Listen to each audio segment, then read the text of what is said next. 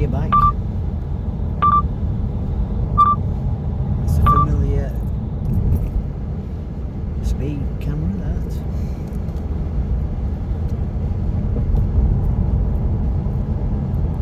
I think this first destination tonight is the place that I have spent more time in my life than anywhere else other than at home.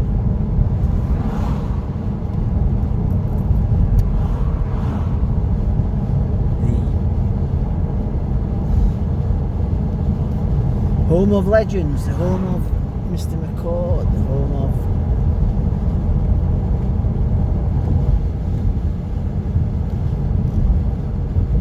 some really good people.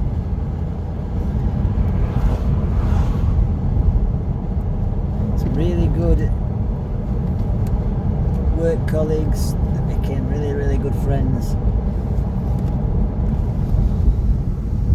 Fortunately tarred by senior staff. How can a minuscule amount of the senior staff people ruin such a good workforce and good colleagues and a good atmosphere, and for fuck's sake, most of us arrived when the school was in special measures, and it were a fucking hell of a, it were a scrap every day to get that school up to good with outstanding features. Absolutely amazing, and I think we were all proud of it as well. We had its ups and downs in that, but we were all proud of it. We can all like say we did that. And then along came worst thing that ever happened was my mate leaving. The head teacher, the last male head teacher that I served under at Thrybergh. Yeah, I've forgot his name now. He was top notch. I can remember Murdo leaving. I can remember saying, what's his name now? Got me now. But anyway, I can remember Murdo saying to him, yes, make Steve head of maths. And Murdo, and he was a bit, he was a little bit wary. He kept saying, oh, we ought to advertise for it. We ought to advertise for it, really. I think they advertised for it and nobody got the job. Nobody applied. So I said, give me a job. Give me a head of maths job. And he laughed at me and appointed me as head of maths. Now, I ain't gonna say anything else other than I was very raw and I needed training. I needed taking under somebody's wing. But anyway,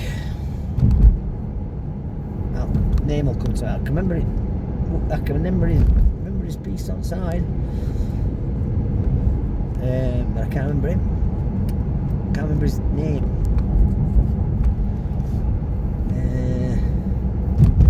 Anyway, it'll come to me. So he left. I didn't realise how bad it would be at the time. And Bev, similar to me, give me a job, and she got the job. Oh my God, my life was a misery from that point on. Never been bullied in all my life. All of a sudden, picking on me. Couldn't do right for wrong. Brought in Betty Boo from area. LEA. She was as bad. let's go for a quiet breakfast at Foster's. What? Last thing I want to do with you old crabby old git. Anyway, one thing led to another. We had a bit of a row. We got a,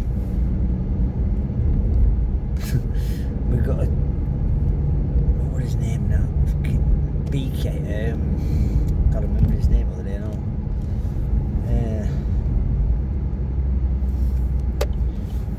Pointed him.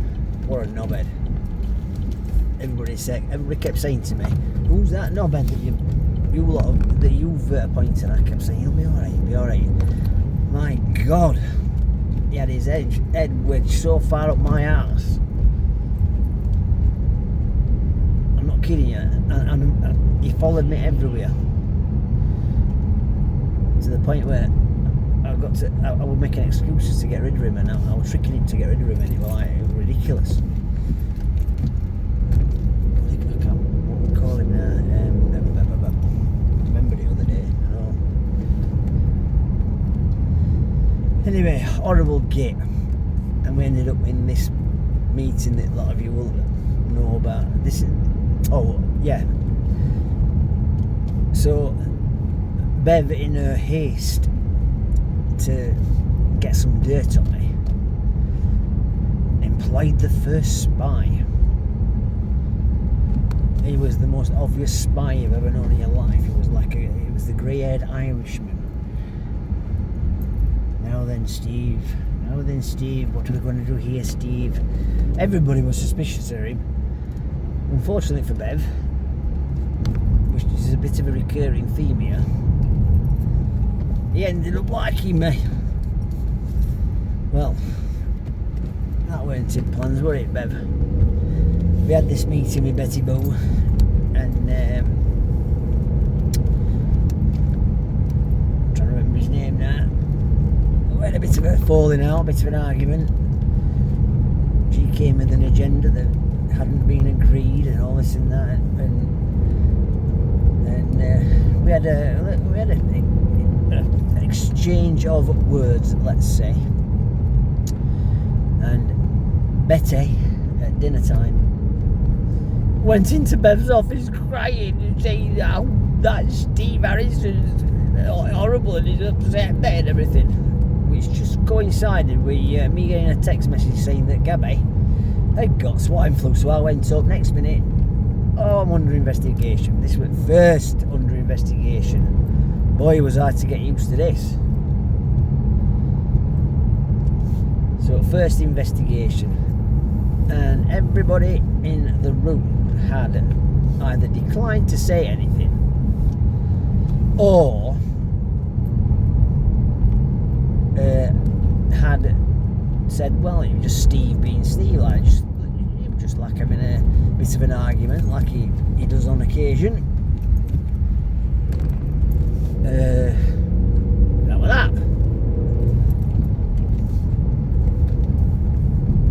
This twat, BK, we all thought was Johnny.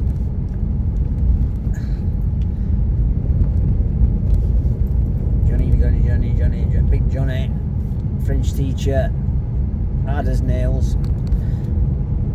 We all thought it was his mate, but turned out he weren't, he hated him. I wish I could remember his name. Anyway, when I saw the statement that he put in, you would think that I was a 7-year-old kid having a fit. Apparently I banged the table so that it bounced in the air. I shouted at her. Everything. Made me, and apparently as I was walking out the door, I stuck 2 fingers up, just passing Cavalier now, where my mate was drinking, but like he's not replied to my text, so I'm not going to go in tonight. Anyway,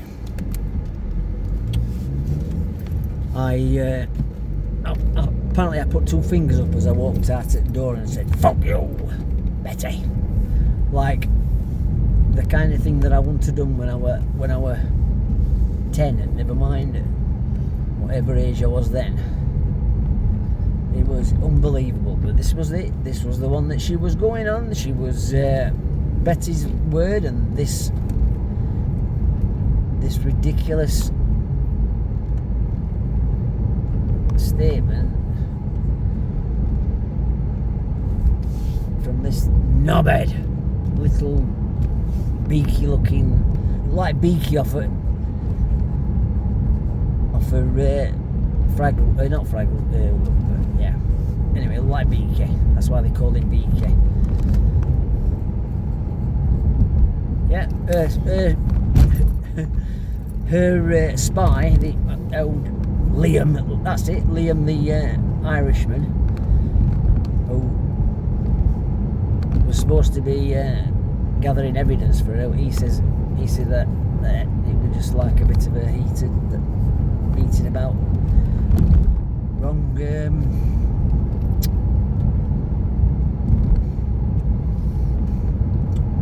agendas, so that stuffed her.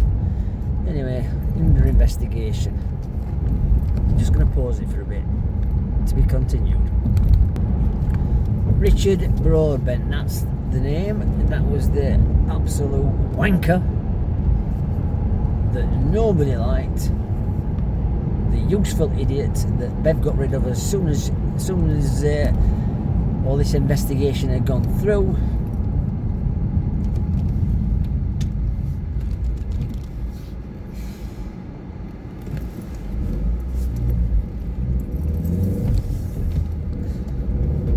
What an absolute fucking pleb. Warning, fixed speed camera, limit 40. Apparently there's a speed camera. Yeah, so Richard Broadbent put this like a baby had written in. But anyway, stuck it in, and another little point of interest as well. When I actually got investigated and eventually got dragged up in front of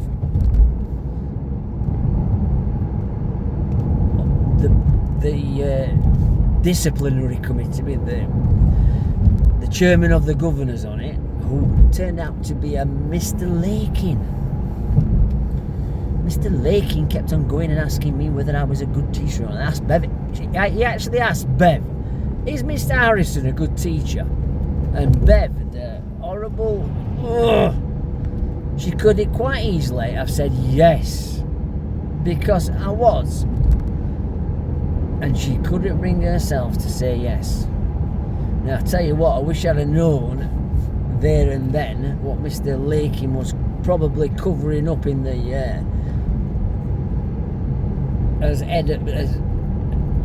as his job as a council, as the head councillor or a bigwig on the council at Rotherham. I wish I could confront him now and say, you had the cheek, the goddamn nerve, you got the goddamn nerve to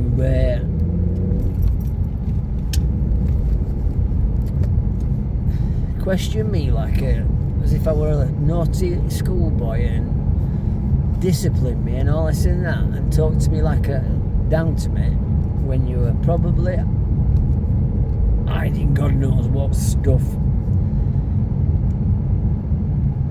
that's come back to bite you in arse eventually. Anyway, so that worked for we got past that. At the same time, obviously, I don't do things by half, obviously, you know that. And I'm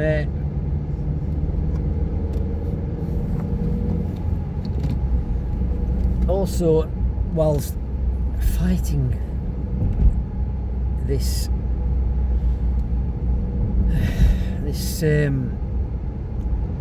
horrible investigation and like going through all rigmarole and everything, I was fighting for custody for Gabby. I was like our like Germany fighting a war on two fronts. And we all know what happens when you fight a war on two fronts. You can't fucking win, can you? So, cut a long story short, we came to an agreement. I stood down from being head of maths. I was so proud of being head of maths, but I stood down from being head of maths, which is what she wanted. Now, I think most people, and including me, if I look back at it now, I would probably have, I mean, the best bet would have probably been to call it a day there and then. By the way, I am now going through Conisborough and whatnot, and strangely enough, I have worked at the Warren School, which is just to my left. That were a tough school, and all, let me tell you. I was kind of like doing a tutoring job. I was working for Tommy McLaughlin. Last time I'd seen Tommy McLaughlin, he was my TA. Would you believe it? My TA. I can always remember. And at school one day, have you got any jobs for me to do? This is when I went head of maths. Well, Tom, I've been filing those 10-6 worksheets away for God knows how long, and I'm not getting any closer to end. I could kill a bit of help with that. Looks at me. Kind of meant something a bit more meaningful. Oh, me horrible, nasty little way. Fuck you then. I'll do it. Don't worry. We had a bit of a falling out, like a tiny bit of a falling out. So when I started working at the Warren, Tom was my boss. I said, Tom, I've got any. First thing I said to him were, listen, if you've got any worksheets that you want filing away, I'm your man. He looked at me, and then all of a sudden it like kind of dawned on him. What are on about? Yes, Tom, I am that man that fell out with you. I says, you're not going to bully me, are you, now that I'm here? I says, I've had enough of that. Jumping on a bit now. I need to go back to. I didn't leave. I thought I'm going to see her out, and I ended up getting best results ever in the world for Bev, and she even gave me a £500 bonus one year. And I thought, well, fuck me. You could have just like been nice to me while I were at head of maths, and maybe into good head of maths, because I believe she could have done. But no. Anyway, I ended up. We had Fran as head of maths, and I think Fran and Bev thought I were going to be a difficult customer, which has never been me. I said to her, all I want is a top set year 7, and I want to take them through to year 11. Well, that year 7 that became year 11 eventually broke the record of results at Thrybergh. Morgan, Marshall and Tom, who couldn't shut his gob for first, ended up being superstar. They were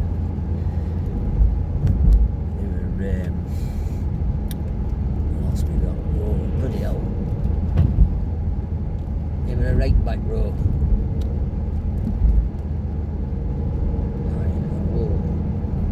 Honestly,